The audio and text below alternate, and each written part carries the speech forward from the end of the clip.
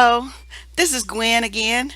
Today is Monday, May the 1st, 2017. The time is about 4:48 p.m. This one I'm not using this outline for because it's not going to be very long.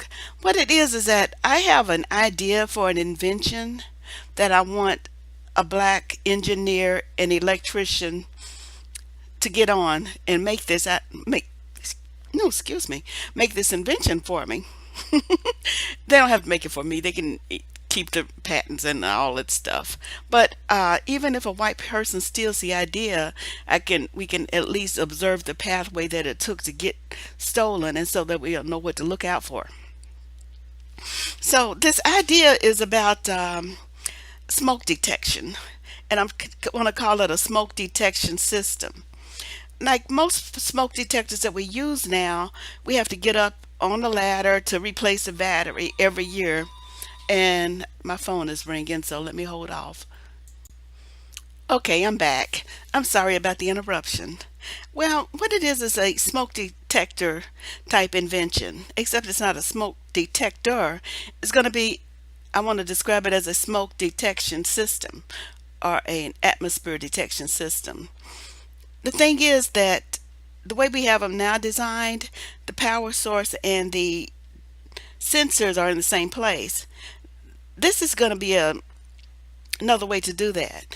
Is that we'll still have sensors, that is like the smoke detector sensor, the monoxide, and I guess radon and something else sensor, and they'll be in relatively the same place, except they won't be the round circle thing that we've got with the that we got on the ceiling. This will be more like a rectangular set of sensors.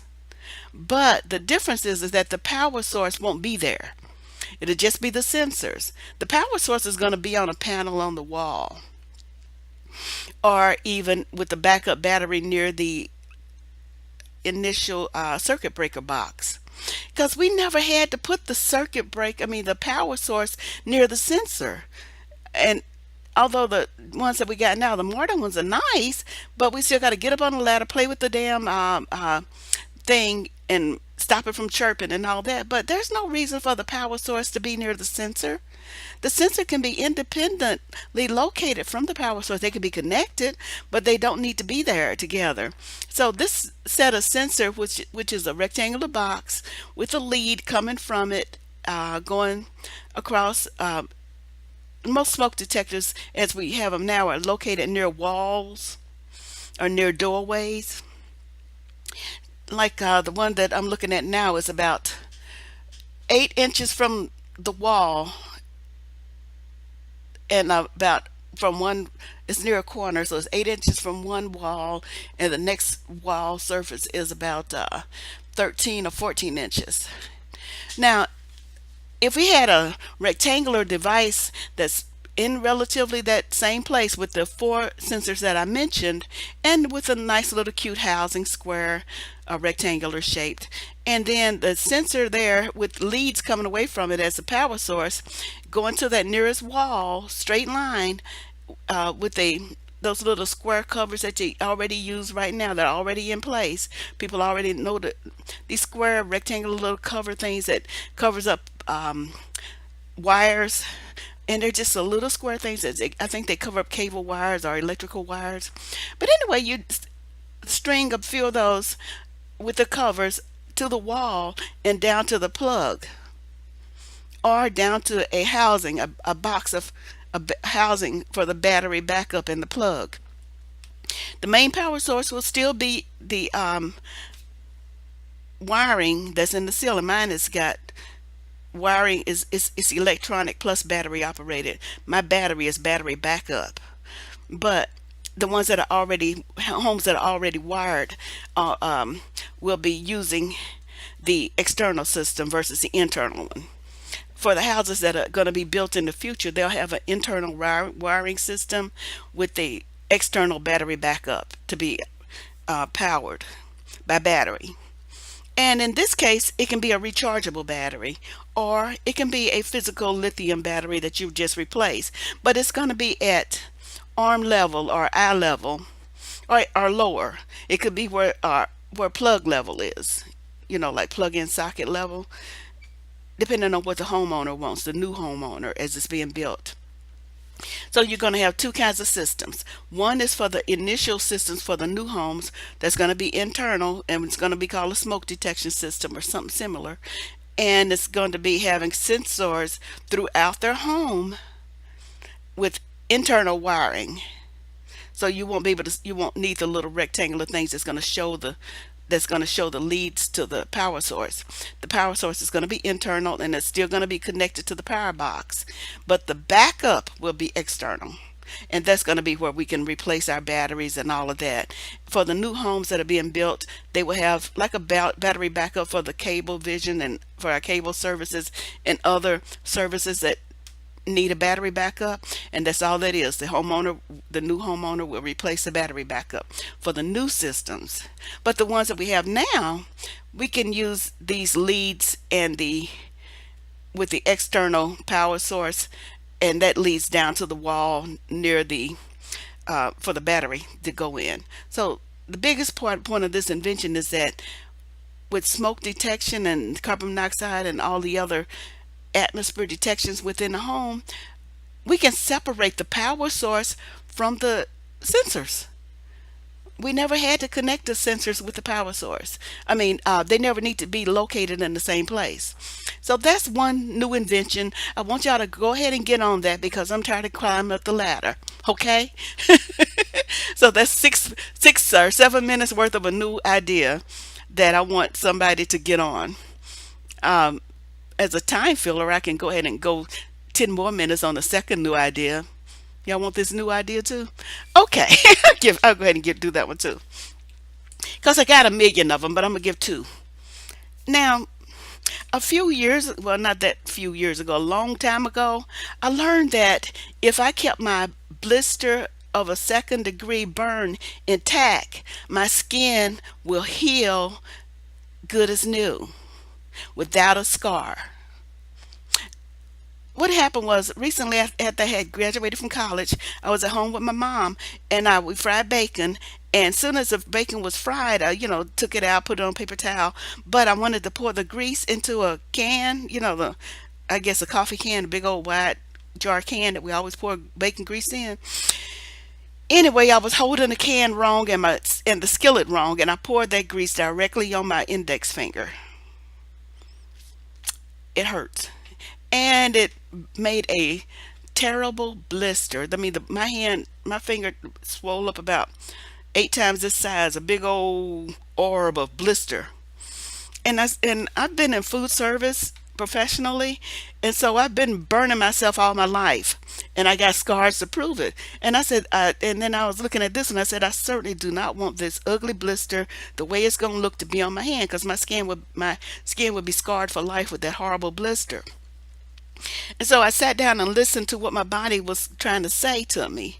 And I said, I have tried everything with burns, trying not to scar. And I said, the only thing I haven't tried is leaving the blister intact. And so that was my first premise and my first step on that is to leave the blister intact. But since it's on my hand, I know it's going to be hard to leave a blister intact because you eventually, invariably bust the blister. In this case, what I did was I knew I was going to have trouble keeping the blister.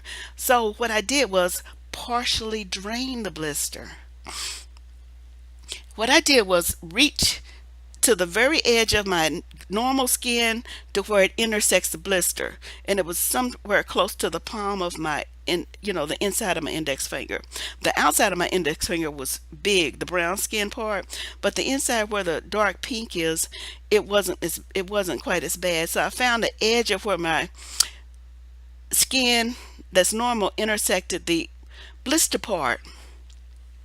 And all I did was take a tiny pin on that very edge and poke it and let out some of the blister juice because it was a huge blister. So I let it down all the way down till it was about a half inch tall, going down from like, I don't know, like more than 2 or 3 inches, it seemed like, till it was like about a half inch tall. I still had blister juice in it, and it was still a lot, and it was still up over the scar, but it wasn't as full. So it was really um, still, so it's just about a half inch tall or so, or maybe even, yeah, somewhere between a quarter inch and half inch tall. It was still tall enough to be shown as a blister, but it wasn't an out of control blister.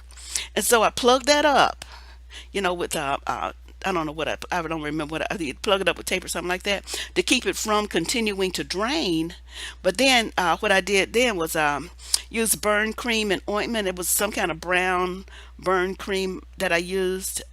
This had burn on there, but it's yellow. No, not brown, yellow. And I could have sworn it said sulfur. But anyway, it was a nice burn cream that I used and I just globbed it on there in a tall stack. So after I did that, then I wrapped it in a way that it would stay stable. I just wrapped it up so that, and it was ugly and awkward looking because it was a huge wrapping. But what I did was make sure that I wouldn't continue to burst the blister or knock it around so that it would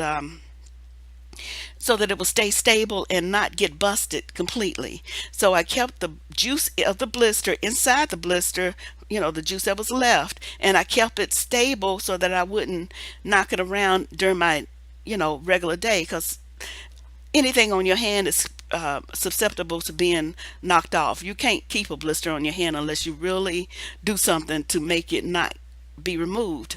Anyway, my mom thought I was just, silly. But after about the seventh day, you could see where it was healing.